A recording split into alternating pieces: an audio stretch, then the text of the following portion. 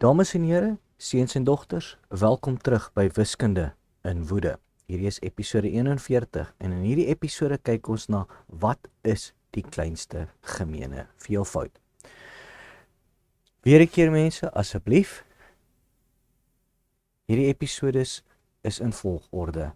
Ek verwys julle terug na episode 37 toe waar ek vir julle gewys het wat is 'n faktor, wat is 'n veelvoud. Ek het vir julle in latere episodes verduidelik wat is priemgetalle, wat is priemfaktorisering ensovoorts. As julle dit nie gekyk het nie, gaan julle nie verstaan wat ek hier doen nie. Asseblief mense, een episode op beslag, elke episode in volgorde. Reg, vir die wat van ons wat dit reeds gedoen het, ek wil hê julle moet hierna kyk. Wat ons hierso het, is die maaltafels vir 4, 6 en 8. Al hierdie is veelvoude van 4. Al hierdie is veelvoude van 6. Al hierdie is veelvoude van 8. So, wat is 'n gemeene veelvoud? Wel, kyk hierna. Sien julle dat beide 4 en 6 het 12 as 'n veelvoud. Wanneer jy so iets het, wanneer jy twee waardes het wat dieselfde veelvoud kan veroorsaak, dan het jy 'n gemeene veelvoud. Nou kom ons kyk na die veelvoude van 4 en 6. Waar is daar nog gemeene veelvoude? Hierso is 'n gemeene veelvoud. Reg? En hierso is nog eene.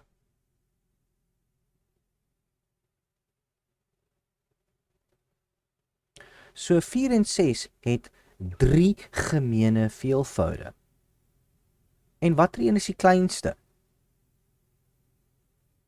Daar is jou kleinste gemeene veelvoud van 4 en 6.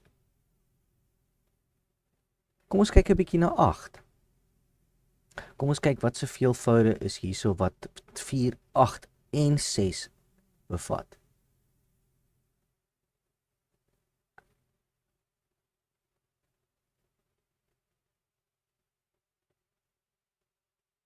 Ek sien nie nog nie.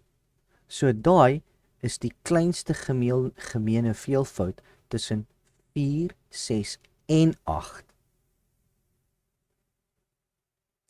Ek hoop dit maak vir julle sin. Ek hoop dit gee vir julle 'n idee van wat 'n kleinste gemeene veelvoud nou eintlik is. En weer 'n keer, waarvoor gebruik ons dit? Wel, soos wat ek vir julle in die vorige episode gewys het, ons gebruik die grootste gemeene faktor om breuke mee te vereenvoudig. Die ding is, jy sit partykeer in 'n situasie waar daar nie 'n grootste gemeene faktor tussen twee breuke is nie. En dan het jy nie 'n keuse nie, jy moet een of ander vorm van 'n gemeene veelvoud gebruik. Nou wanneer dit kom by breuke, as jy nou kyk na iets soos 1 oor 2 plus 2 oor 3. Wanneer dit kom by breuke, daar is altyd ten minstens een gemeene veelvoud. Dis nie altyd die kleinste gemeene veelvoud nie, maar dit is altyd 'n gemeene veelvoud. En dit is wanneer jy jou optellers vat en hulle met mekaar vermenigvuldig. So, kyk nou wat gebeur hierso. 3 maal 2, dit is 6. So 6 is 'n gemeene veelvoud van beide 3 en 2. So ek kan dadelik gaan sonder enige moeite en ek kan hierdie gaan oorskryf en sê wel, okay, met ander woorde, 1 oor 2, dit sal in balans wees met 3 oor 6 en 2 oor 3, dit sal in balans wees met 4 oor 6 en dan kan ek gaan en ek kan gaan sê, okay, hierdie hele ding is dan 7 oor 6. En ek kan dit verder gaan eenvoudig en gaan sê dit is 1 en 1/6. Sien julle hoe ons die gemeene veelvoud gebruik om 'n kleiner breek te skryf? Die ding is, die kleinste gemeene veelvoud is 'n manier om hierdie storie te doen en jy werk met die kleinste gemeene veelvoud. Hierso het ons net die gemeene veelvoud gevat. Maar as jy met groter getalle werk, help dit om met die kleinste een te werk. So, kom ons gaan kyk na iets soos waarna sal ons kyk?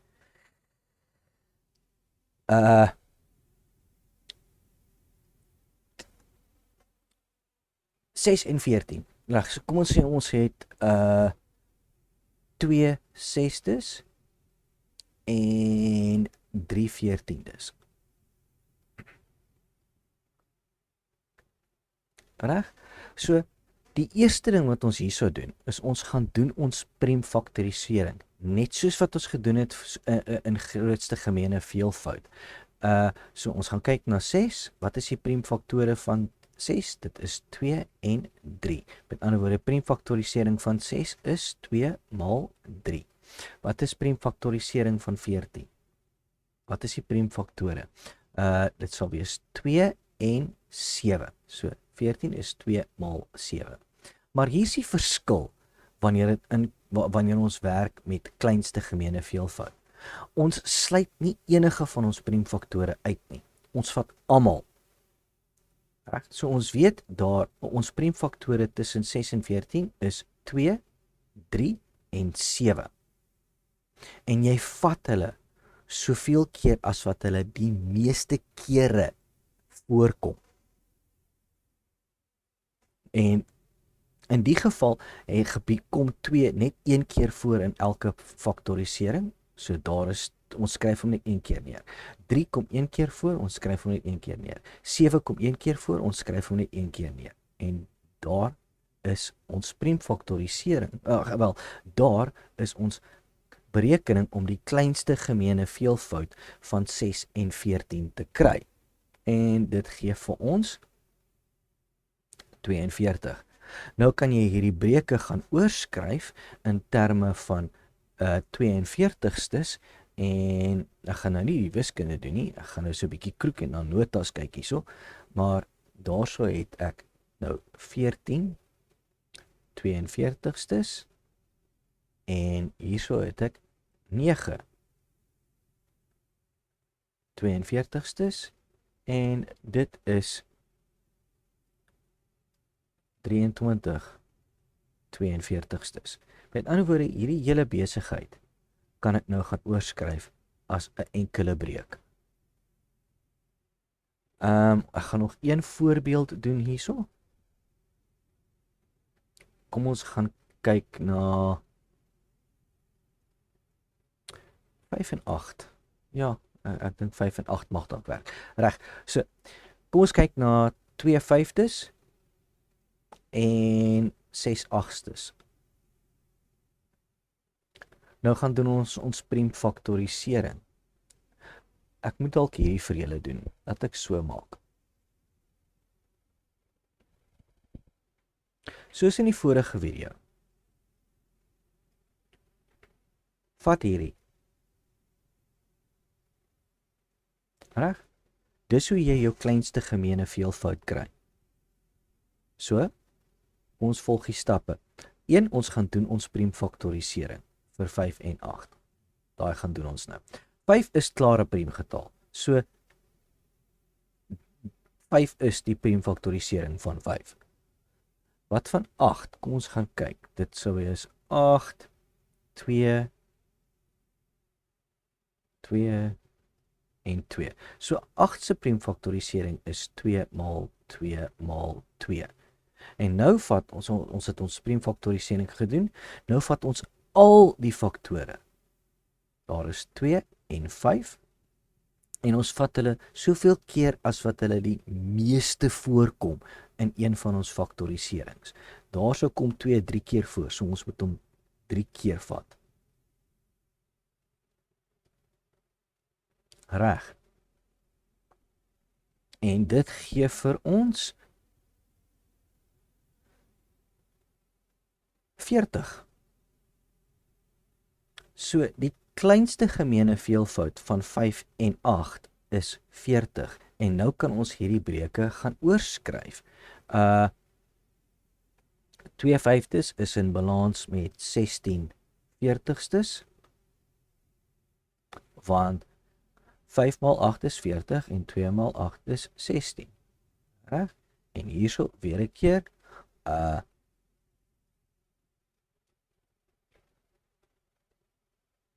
40 en 6 maal 5 is 30.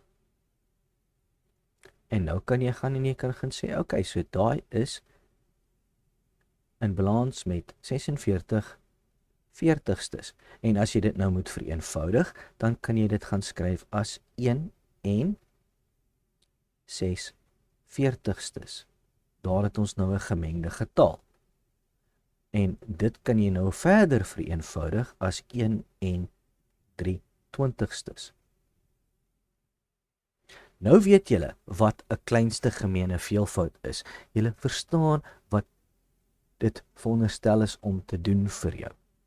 En ja, wanneer ons met breuke werk, gaan julle nog baie hiervan sien, maar die belangrike ding om te verstaan is, vat hierdie lysie, volg die stappe, ons het ons priemfaktorisering gedoen, toe vat ons die faktore wat voorkom, ons vat almal van hulle, en ons vat elkeen soveel keer as wat hy die meeste kere voorkom, en dan vermenigvuldig ons die goed met mekaar, sodat ons kleinste gemeene veelvoud kan kry.